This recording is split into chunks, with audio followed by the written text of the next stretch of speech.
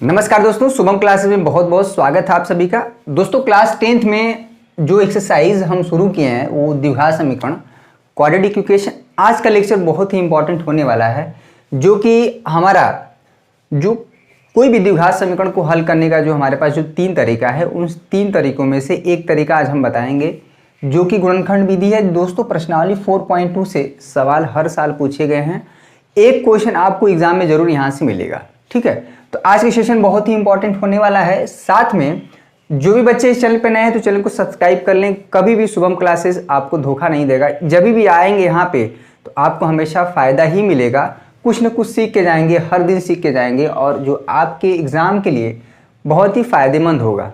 ठीक है, तो हम बताए हैं कि जो गुणनखंड विधि पहले से आप कुछ न कुछ जानते हैं।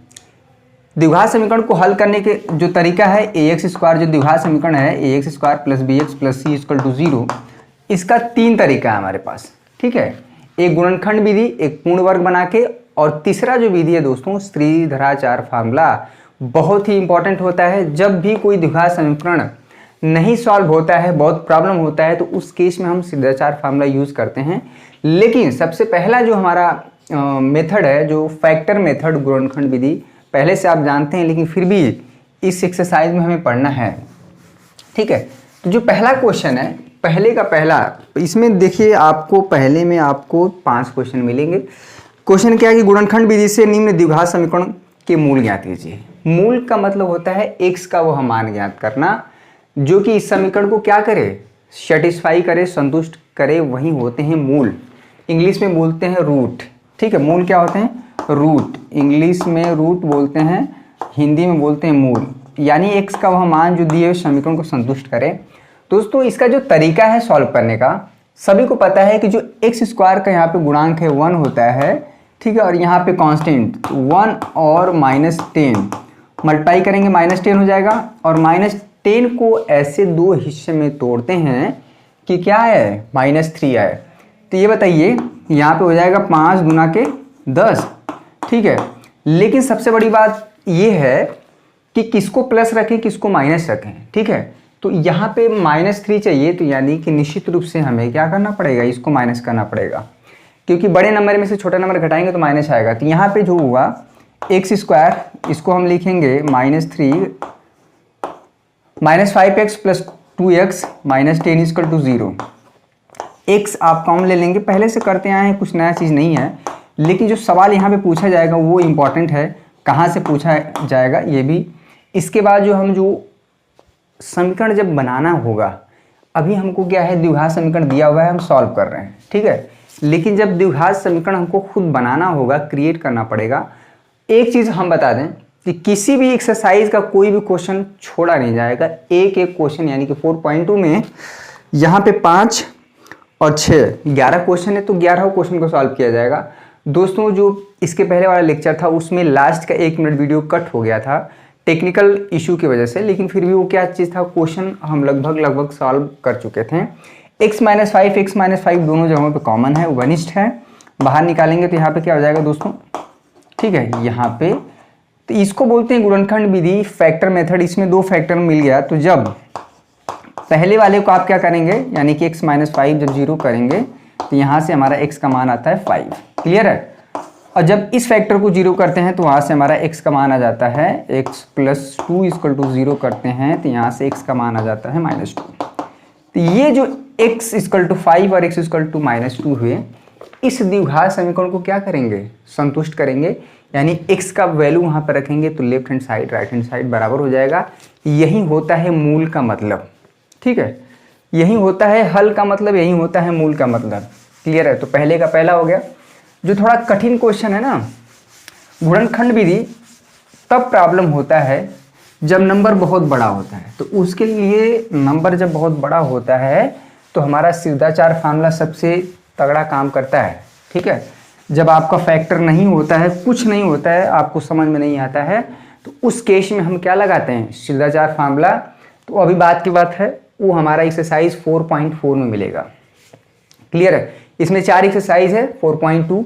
इसमें पहले का और क्वेश्चन देखिए पहले का दूसरा 2x स्क्वायर बहुत आसान क्वेश्चन है, पहले का दूसरा, ठीक है। यहाँ पे है 2x स्क्वायर प्लस, ठीक है, x माइनस 6 इक्वल टू 0, ये भी द्विघात समीकरण है। अब देखिए आपको खुद करना है, यहाँ पे x स्क्वायर का गुणांक 2 है, यहाँ पे कांस्टेंट जो है टर्म -6 है, ठीक है। तो इस पे जो मल्टीप्लाई करेंगे 2 और -6 -12 हो जाएगा। -12 को इस तरह से दो हिस्से में तोड़ना है कि क्या आ जाए, यहाँ पे 1 आ जाए, ठीक है। 1 आया यानी कि +1, यहाँ पे x का गुणांक क्या है 1 है, तो 1 इंटू एक्स, तो बहुत आसान है, यहाँ पे 4 3 12, ठीक है। लेकिन यहाँ पे -3 ले लेंगे, तो सबको पता है कि 4 और -3 करेंगे तो 1 आएगा, और 4 और -3 का मल्टीप्लाई करेंगे दोस्तों क्या आ जाएगा, -12 आएगा। तो ये बहुत आसान हो गया, यहाँ पे हो गया 2x स्क्वायर। अब यह एक छोटा सा ट्रिक बताएंगे कि किसी भी जब गुणनखंड करना हो तो आप तुरंत कैसे करेंगे। एग्जाम में आपको इस तरह से पूरा स्टेप करके दिखाना पड़ता है। 2x स्क्वायर हुआ, यहाँ पे 4x, यहाँ पे हो गया -3x -6 इक्वल टू 0। क्या करेंगे, यहाँ पे इतने पोर्शन में 2x कॉमन है, ध्यान दीजिए, इतने में 2x कॉमन है और इतने में क्या है 3 कॉमन है, तो 2x कॉमन ले लीजिए, ठीक है। तो x प्लस 2, यहाँ पे 3 कॉमन ले लीजिए, तो यहाँ पे हो गया x प्लस 2, -3 कॉमन लिया गया है। ध्यान दीजिए, जब माइनस कॉमन लिया जाता है तो अंदर का साइन बदल जाता है, यानी कि जो नंबर प्लस होता है माइनस हो जाता है, जो माइनस होता है प्लस हो जाता है माइनस कॉमन लेने पे, क्लियर है। तो यहाँ पे x प्लस 2 दोनों ही जगहों पे है, और यहाँ पे क्या है 2x माइनस 3। कुछ आज चेंज नज़र आ रहा है कि नहीं। सोम क्लासेस, ये देखिए यहाँ इसका लोगो है।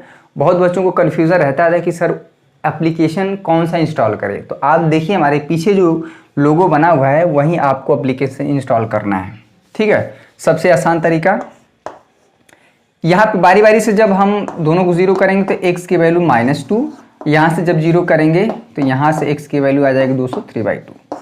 तो यह x का 2 मान हुआ, इसको बाद में हम रिप्रेजेंट करेंगे कि ये अल्फ़ा -2, इसको बीटा से रिप्रेजेंट करेंगे, यही x की वैल्यू, ठीक है।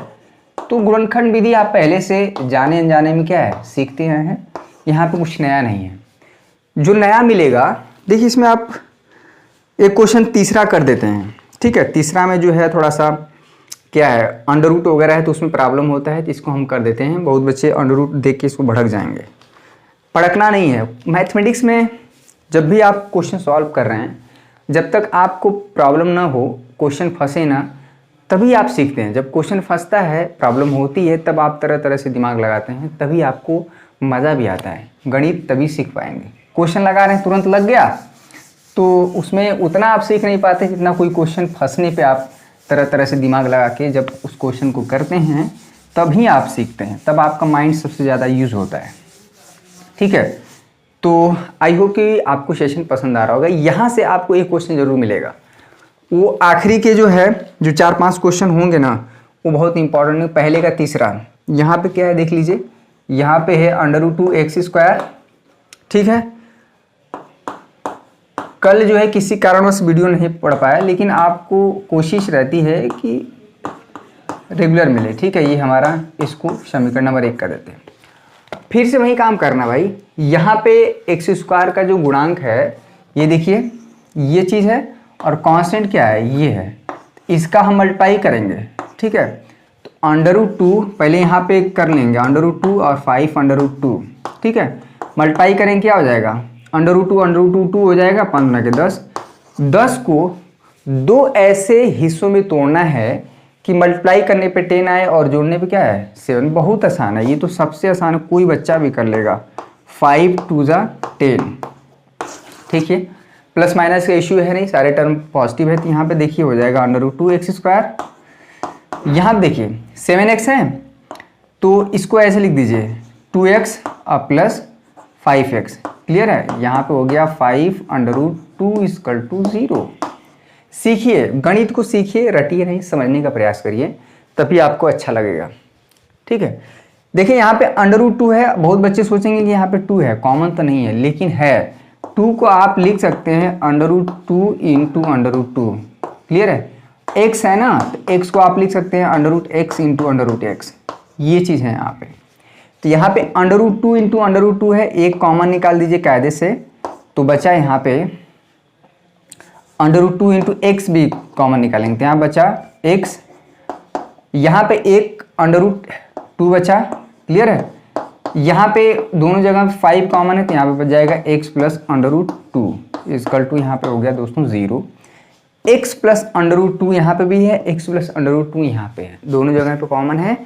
तो कॉमन जब निकालेंगे, ठीक है, स्टेप बाय स्टेप हर एक चीज़ को सीखना है, रटना नहीं है। अब एक लेक्चर में x प्लस √2 बाहर निकला, तो यहाँ पे क्या बचा √2x प्लस 5, ठीक है, इजकल टू यहाँ पे हो गया 0। दोनों ब्रैकेट को बारी बारी से जब 0 करेंगे तो यहाँ से x की वैल्यू आ जाएगी दोस्तों √2, ये एक x की वैल्यू हुई, और यहाँ से जब इसको 0 करेंगे तो x की वैल्यू आ जाएगी -5/√2, ठीक है, ये x की वैल्यू। तो ये x का 2 मान हुआ, ठीक है, 2 मूल हुए, x का 2 मान हुआ। आप इसको चाहे जिस भी एंगल से समझिए, मान समझिए, चाहे रूट समझिए, चाहे मूल समझिए, ठीक है। तो ये हुआ दोस्तों गुणनखंड विधि, बहुत आसान तरीका है, ठीक ना, पहले से भी करते आए हैं, बार बार हम बोल रहे हैं, कुछ नया नहीं है। जो नया है क्वेश्चन नंबर 3 से है, ठीक है। क्वेश्चन नंबर उदाहरण 1 में क्वेश्चन नंबर 2 तो कुछ है ही नहीं। अगर जिन भी बच्चे के पास बुक है, ठीक है, जिसके पास बुक है वो समझ रहे होंगे कि क्या चीज़ चल रहा है। द्विघात समीकरण भैया शुरू हो गया है, पिछला लेक्चर आपको पढ़ा था, ठीक है, उसमें आपने सीखा कि क्या द्विघात समीकरण होता क्या है, ठीक है, द्विघात समीकरण देखने में कैसा होता है, व्यापक समीकरण क्या होता है, सारी चीज़ें डिटेल में बताया गया, कुछ क्वेश्चन भी कराए गए, कुछ क्या इवन प्रश्नावली 4.1 पूरा हम क्या कर दिए, डिस्कस कर दिए थे, ठीक है। तो आई होप कि आपको सेशन पसंद आ रहा होगा। अब हम कह रहा है क्वेश्चन नंबर 2 जो है, उदाहरण में दी गई समस्याओं को हल कीजिए, यानी कि क्वेश्चन नंबर 2 है, जितने भी एग्जाम्पल के क्वेश्चन है आप पूरा का पूरा क्या करिए, इसको सॉल्व करिए। हम भी बार बार बच्चों से कहते हैं कि एग्जाम्पल के भी क्वेश्चन आए गए हैं, तो क्वेश्चन नंबर 2 तो अपने आप हो गया। क्वेश्चन नंबर 3 देखिए, ठीक है, क्वेश्चन नंबर 3 देखिए, ये सब क्वेश्चन है, यहीं से बनता है बोर्ड में क्वेश्चन। कह रहा ऐसी 2 संख्याएं याद कीजिए जिनका योग 27 हो और गुणनफल क्या हो 182 हो। दोस्तों इस क्वेश्चन को करने के लिए जिनका योगफल क्या हो 27 हो, ठीक है, और गुणनफल क्या हो 182 हो, ऐसी 2 संख्याएं याद करनी है, ठीक है। तो बताइए, हमको नहीं पता है कि क्या संख्या है, तो माना एक संख्या क्या है, माना ये सब लिखना पड़ेगा, माना एक संख्या x है, ठीक है, एक संख्या क्या है x है, तो ऑटोमेटिक जो दूसरी संख्या हो जाएगी, इसलिए जो दूसरी संख्या हो जाएगी मेरे प्यारे छात्रों, दूसरी संख्या, इसमें कुछ करना नहीं है। अगर दोनों संख्याओं का योगफल 27 है तो उसमें से एक संख्या हम बोल दें कि x है, तो दूसरी संख्या ऑटोमेटिक क्या हो जाएगी 27 - x, ठीक है, 27 में से आप घटा देंगे, दूसरी संख्या मिल जाएगी, ठीक है। तो क्वेश्चन में जो दिया है, कह रहा है पहली संख्या और दूसरी संख्या का जो गुणनफल है भैया वो 182 है, तो संख्याएं ज्ञात कीजिए, ठीक है। यानी कि यहाँ पे शर्तानुसार, यानी कि जो कंडीशन है शर्तानुसार, यानी ये जो हमारा कह रहा है क्वेश्चन में, x पहली संख्या और दूसरी संख्या का जो गुणनफल है वो 182 है, ठीक है। अब एक्सरसाइज 4.1 में आपने ये सीखा कि कैसे द्विघात समीकरण बनाते हैं। अब 4.2 में आप क्या है कि द्विघात समीकरण हम बना भी रहे हैं और साथ में सीख भी रहे हैं कि कैसे द्विघात समीकरण को सॉल्व करना है। x इसमें मल्टीप्लाई कर देंगे दोस्तों 27 × x। समय बहुत कीमती है, समय का आप उपयोग करिए, क्योंकि समय जो है कैसे जल्दी से एग्ज़ाम का समय आ जाएगा आपको पता भी नहीं चलेगा। द्विघात समीकरण बनाना है, सबको उधर ले जाइए, 0 हो जाएगा, -x² है उधर जाएगा x², यहाँ पे हो जाएगा 27 × x प्लस 182, ठीक है। तो यहाँ से जो द्विघात समीकरण हमारा बना यही चीज़ है। अब द्विघात समीकरण आ गया, x², यहाँ आप देखिए x² - 27 × x प्लस 182 = 0, ठीक है। अब हमें क्या करना है, अब देखिए x² का गुणांक यहाँ पे 1 है और 1 का मल्टीप्लाई 182 में करेंगे, 182 आएगा। 182 को ऐसे 2 हिस्सों में तोड़ना है, तो आप कुछ मत करिए, इसका गुणनखंड कर दीजिए। देखिए 2 9 18, 2 कम 2 13 7 91 13, यहाँ पे फिर 13 3 7 दूना के 14, 14 इंटू 13 बहुत आसान है। 14 इंटू 13, एक हमें प्लस 1 मिनट देखना पड़ेगा, दोनों को माइनस रख देंगे, -14 -13, ठीक है। -14 और -13 रखेंगे 13, तो दोनों का मल्टीप्लाई जो है 182 आएगा, और दोनों को ऐड कर देंगे तो यहाँ पे x स्क्वायर हो जाएगा दोस्तों, ये -14x, ठीक है, -13x। कोई भी चीज़ आपको स्किप नहीं किया जाएगा। 82, अब पूरा A to Z जितने भी सारे क्वेश्चन है सॉल्व किए जाएंगे, ठीक है। लाइट कटी हुई है, काफ़ी गर्मी हो रही है, आप नोट करिए, यहाँ तक नोट कर लीजिए, थोड़ा सा हम पानी पी लेते हैं।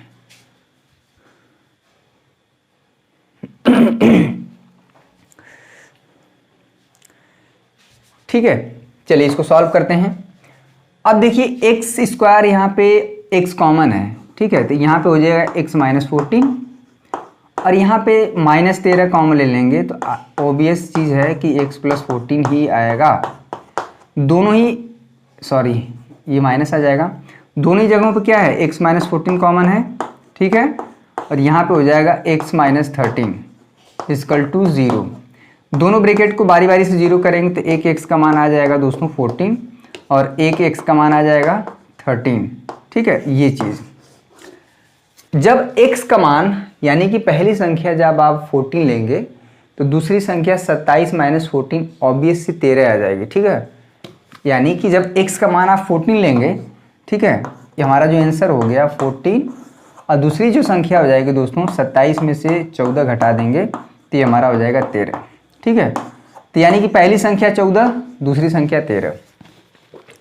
अगर आप x का मान 13 लेते हैं, यानी कि पहली संख्या को 13 लेते हैं, तो 27 में से 13 घटाएंगे तो दूसरी संख्या 14 आ जाएगी। यानी कुल मिला के 14 और 13 ऐसी दो संख्याएं हैं जिनका योगफल 27 है और गुणनफल 14। देखिए 14 इंटू 13 का जब गुणा करेंगे तो 13 चौक 52, 52 को 2 बचल हासिल 5, 13 कम 13 और 5 18, 182 होगा। तो हमने वह दो संख्याएं ढूंढ लिया जिनका योगफल 27 है और गुणनफल क्या है, 182 है। क्लियर है। अब देखिए क्वेश्चन नंबर 4 देखिए, क्वेश्चन नंबर 4 देखिए, काफ़ी इंपॉर्टेंट, सारे क्वेश्चन बहुत अच्छे हैं, समझने वाले हैं। समस्या मज़ा तब आता है जब द्विघात समीकरण हमको बनाना रहता है। बनाया अगर दिया है पहले से तब आप तो कर ही ले जाएंगे, गुणनखंड विधि द्वारा, किसी भी मेथड द्वारा आप कर ले जाएंगे। लेकिन जब हमें द्विघात समीकरण बनाना होता है तब सवाल वहाँ जो है बनता है, ठीक है। आई होप कि आपको अच्छा लग रहा होगा, चीज़ें बिल्कुल क्लियर हो रही होंगी। क्वेश्चन नंबर 4 देखिए, क्वेश्चन नंबर 4 देखिए, ठीक है। एक भी क्वेश्चन नहीं छोड़ा जाएगा, आपको कहीं इधर उधर भटकने की जरूरत नहीं है, सब कुछ यहीं पे मिल जाएगा। क्वेश्चन नंबर 4 देखिए, दो क्रमागत धनात्मक पूर्णांक ज्ञात कीजिए जिनके वर्गों का जो योग है 365 है। पिछले लेक्चर में जो भी बच्चे देखे थे उन्हें पता होगा क्रमागत धनात्मक पूर्णांक, यानी कि अगर एक संख्या x है तो एक उसके जस्ट बाद क्या हो जाएगी, x + 1। 4 के बाद जो धनात्मक पूर्णांक क्या होगा, 5। तो 5 कैसे मिला, 4 में 1 ऐड करने के बाद, ठीक है। अगर हम कहें कि 7 के बाद धनात्मक पूर्णांक संख्या बताइए तो 8 पूर्णांक होना चाहिए। हालांकि 7 के बाद तो एक नंबर 7.001 भी है, लेकिन ये पूर्णांक नहीं है, धनात्मक होना चाहिए, साथ में पूर्णांक होना चाहिए। तो माना, ये चीज़ आपको हमेशा लिखना पड़ेगा, माना पहली धनात्मक पूर्णांक, ठीक है, माना पहली धनात्मक पूर्णांक क्या है, x है। तो ये ऑब्वियस चीज़ है कि जो दूसरा धनात्मक पूर्णांक हो जाएगा, यहाँ पर देखिए दूसरा, ये लिखना पड़ेगा दूसरा, ये नहीं कि हमारा मन कर रहा लिखने का, ऐसा नहीं है। हम भी कोशिश करते हैं गणित में कम से कम लिखा जाए। दूसरा धनात्मक पूर्णांक हो जाएगा, पूर्णांक x + 1 हो जाएगा। तो इसमें क्वेश्चन में कह रहा है कि जो पहला पूर्णांक है और जो दूसरा क्रमागत पूर्णांक है उनके वर्गों का योगफल, यानी कि पहले वाले x² और यहाँ पे क्या है, पहले वाला दूसरा वाला उसके स्क्वायर का जो योगफल है वो क्या है, 365 है, ठीक है। 365 है, ये क्वेश्चन में बोल रहा है। तो बताइए ये हमारा द्विघात समीकरण बन जाएगा, कोई भी स्टूडेंट इसको सॉल्व कर सकता है। क्लियर है, लाइट कटी हुई है, काफ़ी गर्मी है। तो यहाँ पे देखिए एक्स स्क्वायर ए प्लस बी का होल स्क्वायर करेंगे तो ए स्क्वायर 1 का स्क्वायर फिर 2ab यानी कि 2x आ जाएगा। यहाँ पे हो गया दोस्तों 365। ठीक है, एक्स स्क्वायर कोई भी कर जोड़ लेगा 2x स्क्वायर, 2x को पहले लिख दीजिए 2x, 1 को उधर लेते जाइए घट जाएगा 364 हो जाएगा। ठीक है, तो अगला स्टेप हमारा क्या हो जाएगा, यहाँ पे हो जाएगा 2x स्क्वायर, यहाँ पे 2x, यहाँ पे हो जाएगा दोस्तों 364 इक्वल टू 0। आप चाहे तो 2 कॉमन भी ले सकते हैं, तो यहाँ पे हो जाएगा एक्स स्क्वायर, एक्स 2 से भाग दे देंगे, 2 एकम 2, 2 8 16, 2 दूना के 4। ये चीज़ फिर से कहीं ना कहीं वही चीज़ आ गया है, 2 को इधर भेज देंगे तो फाइनली हमारा जो द्विघात समीकरण आएगा, ठीक है, X square plus X minus 182 equal to 0। ठीक है, अब देखिए ये फिर से जो है इसका जब आप फैक्टर करेंगे, ठीक है, एक्स स्क्वायर का गुणांक 1 है और यहाँ पे माइनस 182 है, तो इसको 1 और माइनस 182 इसका जब आप गुणा करेंगे तो माइनस 182 आ जाएगा। इसको ऐसे दो हिस्सों में तोड़ना है तो माइनस 14 इंटू 13। ठीक है, अभी अभी किया गया था। इसका जो आंसर होगा दोस्तों, जब भी एक चीज़ हम बता देते हैं कि जब भी एक्स स्क्वायर का गुणांक 1 होता है, ध्यान दीजिए, तो इसका जो फैक्टर है जो इसमें से तोड़ेंगे यानी कि माइनस 14 और 13 आया, तो इसको आप तुरंत लिख दीजिए एक्स माइनस 14, ठीक है, और एक्स प्लस 13 इक्वल टू 0। तो यहाँ से x का मान आ जाएगा 14 और इसको जब 0 करेंगे तो x का मान क्या आ जाएगा, -13।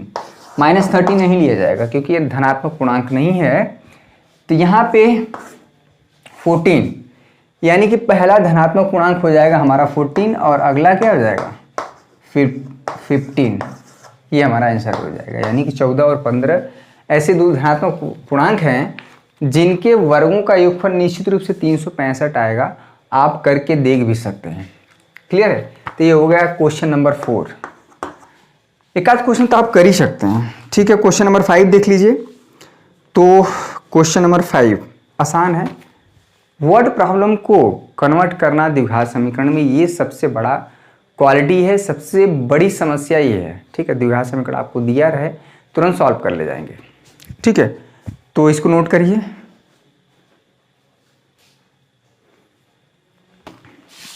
Next question, question number 5। Question number 5, video को पॉज करके अगर आपको लग रहा है कि थोड़ा फास्ट हो रहा है तो वीडियो को पॉज करके ना आप लगे हाथ यहीं पे पूरा नोट करते जाइए, नोट्स बनाते जाइए, सबसे अच्छा रहेगा। ठीक है, नोट्स बनाते रहेंगे, सिलेबस भी आगे बढ़ता रहेगा, आपका नोट्स भी काम आता रहेगा। जब भी आपको सॉल्यूशन देखना हो, कभी दिक्कत हुआ, तुरंत आप जो है नोट्स खोल के देख लिए। क्वेश्चन नंबर 5 देखिए। क्वेश्चन नंबर 5, हर एक्सरसाइज को एक दिन में सॉल्व किया जाएगा, चाहे जितना भी समय लग जाए। 4 पॉइंट कह रहा है, एक समकोण त्रिभुज की ऊंचाई, सबको पता है समकोण त्रिभुज, ऐसा त्रिभुज जिसमें एक कोण 90 डिग्री होता है। यहाँ पे बात करते हैं, ये है PQR। ठीक है, ABC भी नाम सकते हैं। एक समकोण त्रिभुज की जो ऊंचाई है इसके आधार से 7 सेंटीमीटर कम है। यदि कर्ण 13 सेंटीमीटर, सबको पता है कि 90 डिग्री के सामने की जो भुजा होती है कर्ण होती है। ठीक है, ये उसका आधार हो जाएगा और ये जो है समकोण त्रिभुज का क्या हो जाएगा, ऊंचाई।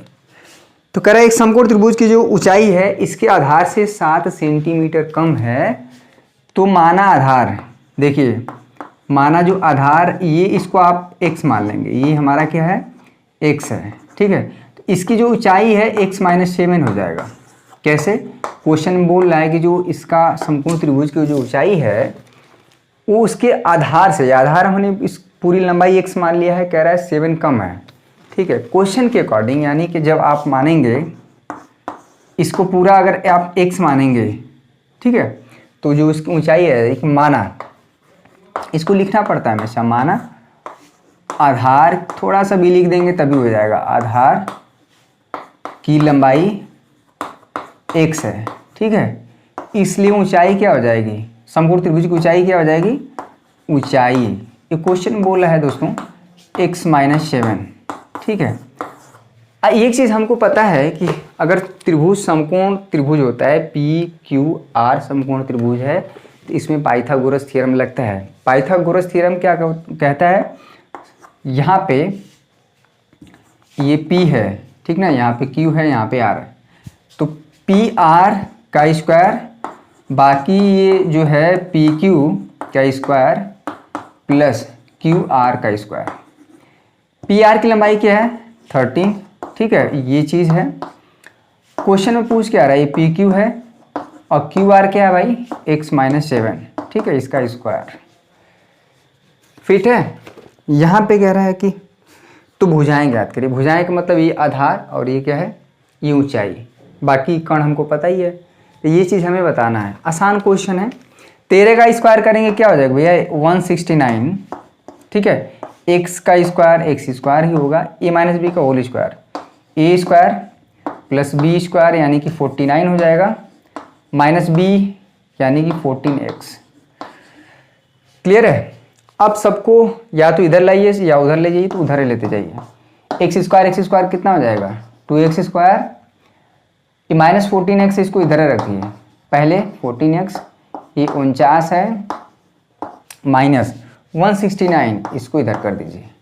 क्लियर है। तो कोई ये बहुत बड़ा कठिन चीज़ नहीं था, लेकिन जब आप सवाल एक बार करके, ये क्वेश्चन इंपॉर्टेंट है, यहाँ से ये क्वेश्चन बनता है, हमेशा बोर्ड के एग्जाम में बनता है। अगर आपको ये कॉन्सेप्ट क्लियर नहीं है समकोण त्रिभुज का, कि समकोण त्रिभुज में जो कर्ण का स्क्वायर होता है बाकी दोनों भुजाओं के स्क्वायर के सम के बराबर होता है, योग के बराबर होता है, ये बहुत पहले से पढ़ते हैं, ठीक है, पाइथागोरस थ्योरम। तो यहाँ पे क्या हुआ, ये 0 इक्वल टू यहाँ पे हो गया दोस्तों 2x स्क्वायर, ठीक है, माइनस 14x, इसको घटा पाएंगे क्या, 120 हो जाएगा, माइनस 120। चलिए तो इसको थोड़ा पहले लिख दीजिए, यानी कि 2x square minus 14x minus 120 equal to 0। 2 आप कॉमन ले लीजिए, x square minus 7x minus 60 equal to 0। 2 को भेज दीजिए उधर, तो फाइनली जो द्विघात समीकरण आया x square minus 7x minus 60 equal to 0। ये चीज़ बस यहीं से हमको मान निकालना है। गुणनखंड विधि 12 5 60, साफ साफ दिख रहा है, कुछ नहीं करना भाई, 12 12 और 5, इसको देखिए यहाँ पे ये माइनस आना चाहिए, तो इसको माइनस ले लेते हैं, माइनस 12 का 5 में मल्टीप्लाई करेंगे माइनस 60 आ जाएगा। तो इसका आंसर जो होगा, ये जो ब्रैकेट में होगा x - 12 और x प्लस 5 डायरेक्ट लिख देंगे। कब, जब x स्क्वायर का गुणांक 1 रहेगा तब, ठीक है। तो यहाँ से x का 2 मान आया, जब पहले वाले ब्रैकेट को 0 करेंगे, ठीक है, जब यहाँ पे x - 12, तो यहाँ 0 करेंगे तो x का मान आ जाएगा दोस्तों 12, ठीक है। जब इस वाले को 0 करेंगे तो वहाँ से x का मान आ जाएगा -5, x का मान -5 नहीं माना जाएगा, चूँकि x एक लंबाई थी, ठीक है, लंबाई कभी भी नेगेटिव नहीं होता है, यानी कि जो है इसका आधार क्या हो गया, आधार ये हो गया, ठीक है, आधार हम लोग माने थे x, यहीं पे तो माने हैं, x क्या हो गया हमारा, ये 12 हो गया, और ये क्या हो जाएगा 12 मैंने 7 5, ये चीज़ हो गया, ठीक है। तो ये आधार की लंबाई जो है 12, जो ऊंचाई हो जाएगी दोस्तों 5 हो जाएगी। तो आई होप कि ये सेशन आपको पसंद आया होगा। हम शुरुआत में ही बोल लेते हैं कि जो भी बच्चे यहाँ पे आएंगे कभी भी उनका नुकसान नहीं होगा, हर दिन कुछ न कुछ सीख के आएंगे। इस तरह से प्रश्नावली जो है, चलिए एक क्वेश्चन तो आपके लिए हम छोड़ेंगे ही, क्वेश्चन नंबर 6, ये चैलेंज है आपके लिए, ठीक है। क्वेश्चन नंबर 6 एक भी बच्चा अगर हमें कमेंट करके बताता है कि सर मुझसे नहीं लग पाया, ठीक है, एक क्वेश्चन तो हम आपके लिए छोड़ेंगे ही, पूरे एक्सरसाइज से एक क्वेश्चन हम आपको छोड़ेंगे। एक बच्चा अगर भी कमेंट कर दिया कि हाँ सर क्वेश्चन नंबर जो है 4.2 का छठा नहीं लग पाया, तो हम उसको बताएंगे ज़रूर। अगला जो हमारा टॉपिक है कि द्विघात समीकरण को पूर्ण वर्ग बना के कैसे सॉल्व किया जाता है। नया टॉपिक 4.3, एक दिन में एक एक्सरसाइज कंप्लीट कराएंगे, चाहे जितना भी लंबा वीडियो क्यों न बने। जो अगला टॉपिक होगा, जो एक्सरसाइज 4.3 के लिए होगा कि पूर्ण वर्ग बना के, बहुत इंपॉर्टेंट है एग्जाम में, यहाँ से हमेशा पूर्ण वर्ग बनाकर सॉल्व करना है, ठीक ना। पूर्ण वर्ग बना के किसी द्विघात समीकरण को कैसे सॉल्व किया जाता है, तो ये चीज़ हम आपको नेक्स्ट लेक्चर में सिखाएंगे, बाई इंग्लिश में बोलते हैं बाई परफेक्ट स्क्वायर, ठीक है, ये बाई परफेक्ट स्क्वायर। तो ये चीज़ नया टॉपिक होगा, नेक्स्ट लेक्चर में हम डिस्कस करेंगे। आज के लिए बस इतना ही। आज हमने सिखाया है कि गुणनखंड विधि द्वारा कैसे द्विघात समीकरण को सॉल्व किया जाता है, ठीक है। तो आई होप आपको ये सेशन पसंद आया होगा। सेशन पसंद आया होगा तो दोस्तों वीडियो को लाइक जरूर करिएगा। अगर आप चैनल पर नए हैं तो चैनल को सब्सक्राइब करके बेल आइकन को दबाना ना भूलें। साथ में Shubham classes app play store से, आपके अपने मोबाइल के प्ले स्टोर से जाके जो पीछे लोगो दिख रहा है उसी लोगो को इंस्टॉल करिएगा। 10,000 से ज़्यादा बच्चे इंस्टॉल कर चुके हैं। वहाँ से आप वीडियो को नोटिफिकेशन मिलता रहेगा, साथ में स्टडी मटेरियल, और उसमें धीरे धीरे हम लोग अपडेट कर रहे हैं, ठीक ना। कंटेंट तैयार हो रहा है, तो उसमें सब कुछ दिनों में सब कुछ एक ही जगह पे मिलेगा, आपको कहीं इधर उधर जाने की आवश्यकता नहीं है, ठीक है। तो आज के लिए बस इतना ही दोस्तों, बहुत बहुत धन्यवाद। आपका दिन शुभ हो। जय हिंद, जय भारत।